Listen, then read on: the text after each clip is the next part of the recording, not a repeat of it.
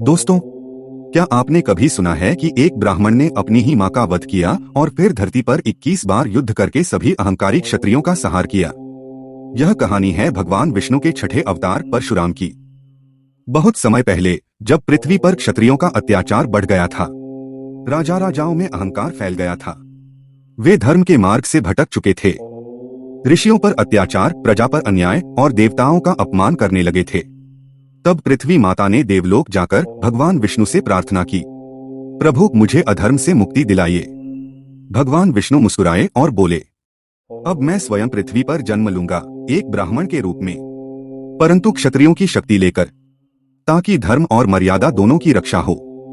ऋषि भृगु के वंश में एक महान तपस्वी हुए, महर्षि जमदग्नि। उनका विवाह हुआ रेणुका देवी से, जो राजा प्रसेंजित की पुत्री थीं।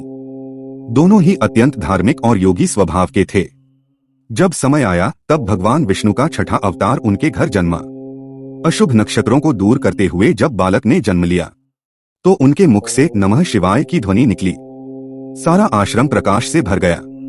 बालक का नाम रखा गया राम। बाद में जब उन्हें भगवान शिव से परशु फरसा प्राप्त हुआ तो वे कहलाए परशुराम।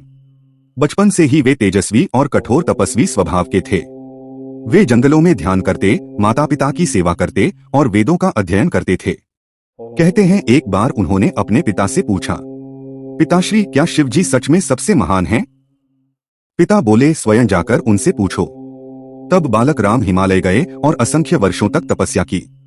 उनकी भक्ति से प्रसन्न होकर भगवान शिव स्वयं प्रकट हुए और बोले, हे राम, तुम्हारा नाम अब परशुराम होगा। यह रहा मेरा फरसा, यह जब तक धर्म रहेगा तब तक अजय रहेगा। तब शिव ने उन्हें फरसा, अमृततुल्य शक्ति और अमरत्व का वरदान दिया। उस समय कार्तवीर्य अर्जुन नामक राजा था, जिसके पास 1000 भुजाएं थीं। वह अत्यंत बलवान था, परंतु अभिमानी भी। एक दिन वह अपने शिकार के दल के साथ ऋषि जमदग्नि के आश्रम पहुंचा। ऋषि ने उसकी अतिथि के रूप में सेवा की। कामधेनु गाय से भोजन और संपन्नता उत्पन्न कर दी। राजा ने देखा कि एक गाय से पूरा राजसी भोज बन गया। वह लालची हो गया और बोला, मुझे यह गाय चाहिए। ऋषि ने मना किया तो उसने बलपूर्वक कामधेनु छीन ली। जब परशुराम लौटे तो उन्होंने क्रोध से कहा, धर्म की मर्यादा तोड़ने वाले को क्षमा नहीं। उन्होंने अकेले ही कार्तवीर्य अर्जुन की सेना का नाश कर दिया और फरसे से उस अहंकारी राजा का वध किया। जब राजा के पुत्रों ने यह सुना, उन्होंने प्रतिशोध में ऋषि जमदग्नि का वध कर दिया। रेणुका देवी ने शोक में रोते हुए परशुराम को पुकारा। परशुराम आए और देखा कि पिता का शरीर धरती पर पड़ा है। उन्होंने प्रण लिया, जब तक पृथ्वी पर क्षत्रियों का नाम भी रहेगा मैं चैन से नहीं रहूंगा। और फिर उन्होंने 21 बार पृथ्वी को क्षत्रियों से मुक्त किया। हर बार जब कोई नया क्षत्रिय वंश जन्म लेता, वे पुनः प्रकट होते और उन्हें पराजित कर देते। धर्म पुनः स्थापित होने के बाद उन्होंने अपनी सारी भूमि कश्यप ऋषि को दान में दी। अब उनके पास रहने की जगह नहीं रही। तब उन्होंने समुद्र देव से कहा, हे समुद्र, पीछे हट जाओ ताकि मैं तप कर सकूं। और उन्होंने अपना परशु समुद्र में फेंक दिया। जहां तक फरसा पहुंचा, समुद्र पीछे हट गया और वहां नई भूमि उत्पन्न हुई। वही भूमि आज केरल कहलाती है। इसीलिए कहा जाता है, केरल भगवान परशुराम की भूमि है। कहा जाता है कि एक दिन माता रेणुका नदी में स्नान करने गईं। वह इतनी पतिव्रता थीं कि उनके पवित्र मन से मिट्टी की मटकी बन जाती थी और पानी भर आती थीं। पर एक दिन उन्होंने किसी देवदूत का तेज देखा और एक क्षण के लिए मन विचलित हुआ। मटकी तुरंत टूट गई। महर्षि जमदग्नि ने यह देखा और क्रोधित होकर अपने पुत्रों को आज्ञा दी, रेणुका को दंड दो। सभी पुत्र मौन रहे, पर राम ने बिना सोचे आदेश मान लिया। उन्होंने माता का सिर काट दिया। महर्षि प्रसन्न हुए और वरदान दिया, तुम्हारे कहने से मैं माता को पुनः जीवित कर दूंगा। राम ने कहा, पिताश्री, माता जीवित हों। और सचमुच रेणुका माता पुनः जीवित हुई। यह प्रसंग बताता है कि परशुराम का जीवन कठोर अनुशासन और पूर्ण आज्ञा पालन से भरा था। रामायण का प्रसंग। एक बार मिथिला में राजा जनक ने शिव धनुष के स्वयंवर का आयोजन किया। श्री राम ने सहजता से वह धनुष तोड़ दिया।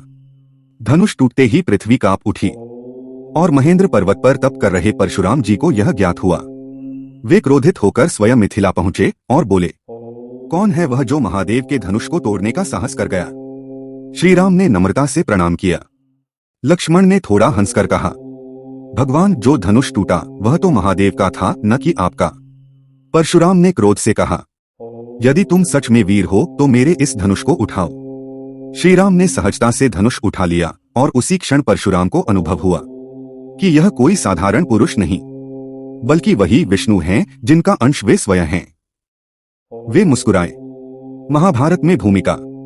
परशुराम जी महाभारत काल तक जीवित रहे। उन्होंने अपने शिष्य बनाए भीष्म पितामह, द्रोणाचार्य, कर्ण। कर्ण जब उनसे शस्त्र विद्या सीखने आया तो उसने झूठ बोला कि वह ब्राह्मण है। जब सच्चाई सामने आई, परशुराम ने क्रोध में उसे शाप दिया, जब तुम्हें अपने सबसे महत्वपूर्ण युद्ध में यह ज्ञान चाहिए होगा तब तुम इसे भूल जाओगे। और यही शाप कर्ण के पतन का कारण बना। परशुराम जी को अमरत्व का वरदान मिला। वे आज भी जीवित हैं और महेंद्र पर्वत पर तपस्या कर रहे हैं। कहा जाता है कि जब कल की अवतार प्रकट होंगे तो परशुराम स्वयं आएंगे और उन्हें दिव्य परशु और शस्त्र प्रदान करेंगे। युगांत में धर्म की रक्षा में वे फिर भूमिका निभाएंगे। परशुराम का स्वभाव कठोर था, परंतु भीतर से अत्यंत विनम्र और भक्तिभाव से भरा। कहा जाता है, एक बार जब वे क्रोध में थे तो एक ब्राह्मण ने उनसे पूछा, भगवान, आपको गुस्सा क्यों आता है? परशुराम बोले, क्योंकि मैं गुस्से को मारने आया था और वह मुझसे पहले हर जगह पहुंच जाता है। परशुराम जी हमें सिखाते हैं, धर्म की रक्षा केवल शक्ति से नहीं बल्कि संयम से होती है। और सच्चा योद्धा वही है जो अपने क्रोध को नियंत्रित कर सके। वे विष्णु के छठे अवतार हैं। 7 चिरंजीवी में एक हैं। शिव और विष्णु दोनों के भक्त हैं। केरल के निर्माता, शस्त्र विद्या के आचार्य और धर्म के अटल प्रहरी हैं। भगवान शिव और विष्णु दोनों ने परशुराम को वरदान दिया, जब जब पृथ्वी पर धर्म संकट में पड़ेगा तू पुनः प्रकट होगा। इसलिए परशुराम चिरंजीवी अमर माने जाते हैं। कहा जाता है कि वे आज भी महेंद्र पर्वत पर तप कर रहे हैं और भविष्य में जब भगवान विष्णु कल की अवतार लेंगे तो शस्त्र विद्या परशुराम जी से ही सीखेंगे। परशुराम जी की कथा हमें सिखाती है, धर्म के लिए बल आवश्यक है पर दया और संयम उसका हृदय है। आज्ञा पालन और सत्य के प्रति अडिगता सबसे बड़ा तप है। और जो अन्याय को सहता है वह भी उतना ही दोषी है जितना अन्याय करने वाला। जय भगवान परशुराम। धर्म की रक्षा करने वाले ब्राह्मण योद्धा को नमन।